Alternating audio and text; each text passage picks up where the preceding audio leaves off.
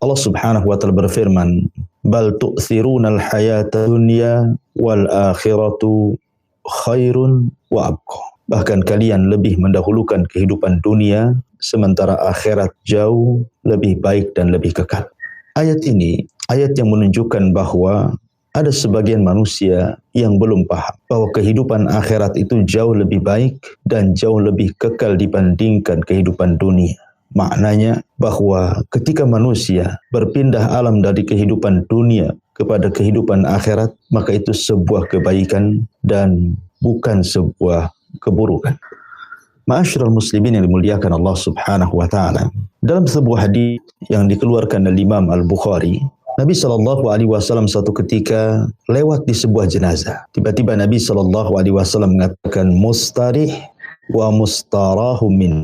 Mustarih wa mustarahum min. Kemudian para sahabat mengatakan kepada Nabi SAW, wa mal mustarih wa mal mustarahum min. Apa itu al-mustarih dan apa itu al-mustarah minhu? Maksudnya mustarih artinya orang yang beristirahat. Al-mustarah minhu artinya orang lain merasa tenang dari kematian. Kemudian Nabi SAW mengatakan, adapun al-mustarih, orang yang beristirahat adalah seorang hamba yang beriman. Yastarihu min nasabid dunia. Ketika dia meninggal, maka dia istirahat dari keperitan dunia, dari kesulitan dunia, dari kepahitan dunia. Wal mustarahu minhu, adapun al-mustarah minhu adalah al-abdul fajir, hamba yang jahat, hamba yang fasik, hamba yang banyak bermaksiat kepada Allah Subhanahu wa taala. Yastarihu minhul ibad wad dawab wasyajar, di mana semua hamba-hamba Allah, binatang-binatang sampai kepada pepohonan merasa senang, tenang, istirahat dari kematiannya. Ma'asyiral muslimin yang dimuliakan Allah Subhanahu wa taala. Dari hadis ini kita petik sebuah pelajaran bahwa kematian seorang mukmin bagi dia adalah sebuah istirahat, bagi dia adalah sebuah kenyamanan, bagi dia adalah sebuah pelarian dari keperitan dunia dan azabnya, dari kesusahan dunia dan balanya. Ketika dia meninggal, maka dia akan menghadapi sebuah yang jauh lebih baik daripada apa yang ia sudah alami selama di dunia. Ma'asyiral muslimin yang dimuliakan Allah Subhanahu wa taala. Adapun sebaliknya orang fajir, orang fasik, ketika dia meninggal dunia, justru dia tidak beristirahat dan itu awal azab bagi dia. Tetapi yang beristirahatlah orang lain. Semua manusia merasa beristirahat, merasa senang dengan kematian. Semua binatang-binatang merasa tenang dengan kematian. Bahkan pepohonan merasa tenang dengan kematian, bersyukur akan kematian.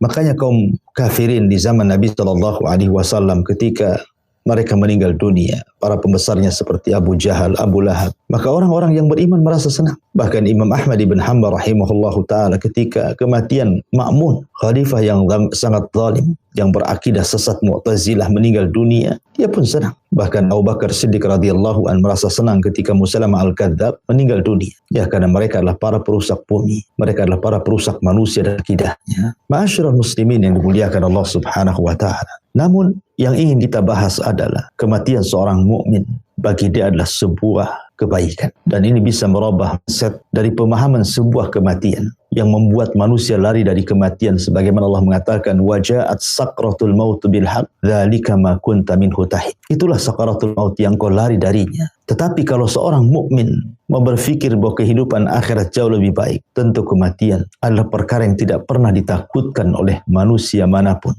karena hakikatnya dia sedang berpindah dari sebuah kehidupan yang penuh dengan bala dan bencana kepada kehidupan yang penuh dengan ketenangan dan kesenangan. Ma'asyiral muslimin yang dimuliakan Allah Subhanahu wa ta'ala.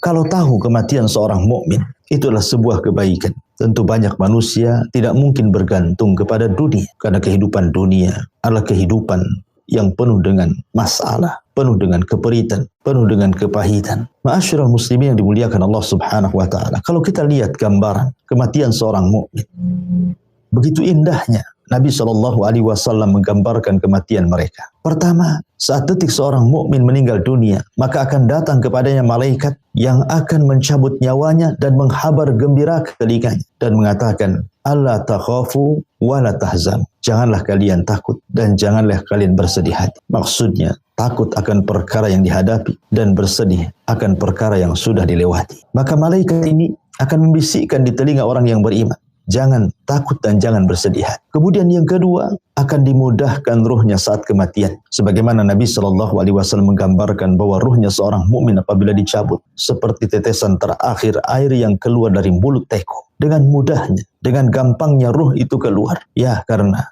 ruh dipanggil dengan panggilan yang indah dan dikatakan, ya ayyatuhan nafsul mutmainnah irji'i ila rabbiki radiyatan mardiyah. Wahai jiwa yang tenang, keluarlah kepada keridhaan Allah Subhanahu wa ta'ala. Kemudian yang ketiga, maka ketika ruh itu kemudian dipisahkan dari jasadnya, kemudian diletakkan di sebuah kain kafan dari sorga dan minyak wangi dari sorga. Kemudian para malaikat di langit mencium baunya dan memuji, mengatakan, ruhnya siapa ini? Maka malaikat berebut untuk mengambil ruhnya. Kemudian setelah itu, seluruh pintu-pintu langit dibuka dan dihantarkan sampai menembus langit ketujuh. Dan itu sebuah kemuliaan bagi seorang mukmin. Ruhnya bisa mencapai ke langit ketujuh. Kemudian setelah itu, maka Allah Subhanahu wa ta'ala akan mengatakan kepadanya, letakkan ruhnya dengan baik, kembalikan ke dalam jasadnya. Kemudian simpanlah catatannya di tempat yang paling tinggi, di sorga yang paling tinggi, fil illiyin. Kemudian ruh itu betul-betul dihantar ke dalam kuburannya. Kemudian setelah itu datanglah malaikat Munkar dan Nakir bertanya, siapa Rabb, siapa nabimu dan apa agamamu?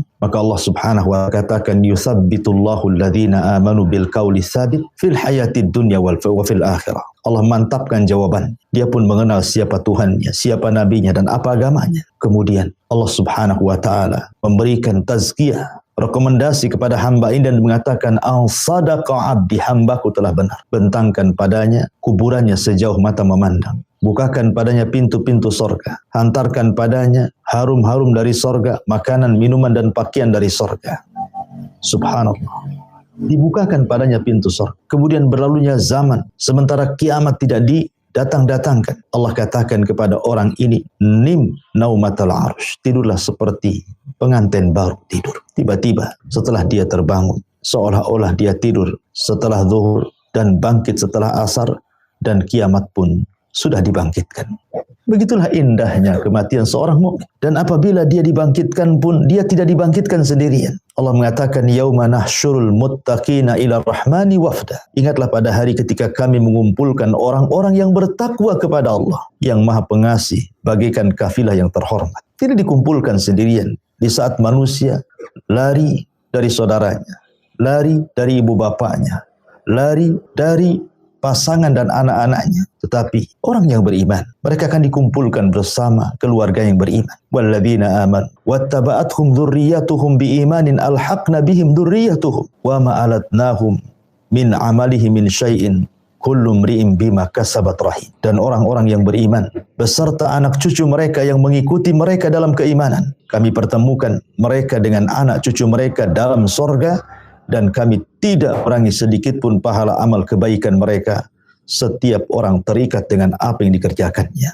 Subhanallah. Mereka dibangkitkan tidak sendirian. Di saat manusia sedang ketakutan, mereka merasa nyaman dan memiliki keamanan dari Allah Subhanahu wa ta'ala. Di saat manusia berterbangan seperti laron-laron, maka orang-orang yang beriman, mereka akan kumpul tanpa harus kemudian meninggalkan satu dengan yang lainnya. Bahkan ketika matahari didekatkan manusia, kepanasan, keringat mereka bercucuran. Ada yang tenggelam selutut, ada yang tenggelam sepusar, ada yang tenggelam sedada, bahkan ada yang tenggelam dengan seluruh badannya karena sesuai dengan amalannya. Orang-orang yang beriman, mereka justru mendapatkan naungan di hari yang tidak ada naungan kecuali naungan Allah Azza wa Jalla.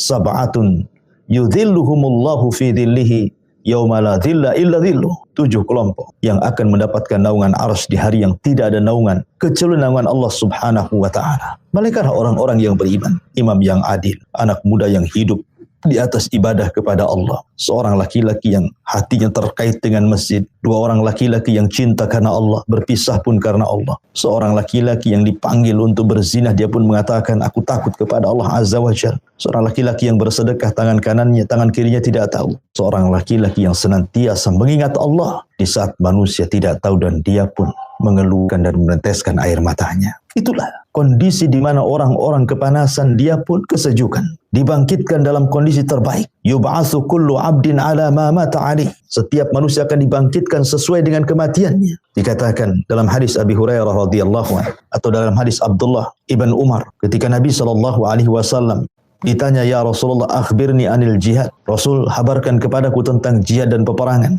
Maka Rasul mengatakan, in kutilta sabiran muhtasiban, bu'ista sabiran muhtasiban. Kalau engkau dibunuh dalam kondisi sabar dan mengharap pahala Allah, maka engkau akan dibangkitkan juga demikian. Tetapi wa in kutilta mura'iyan mukathiran, bu'ista mura'iyan mukathiran. Tapi kalau engkau meninggal dalam kondisi riya karena ingin mengambil harta rampasan perang, maka akan dibangkitkan seperti itu. Maknanya bahwa orang-orang yang beriman akan dibangkitkan sebagaimana kematiannya.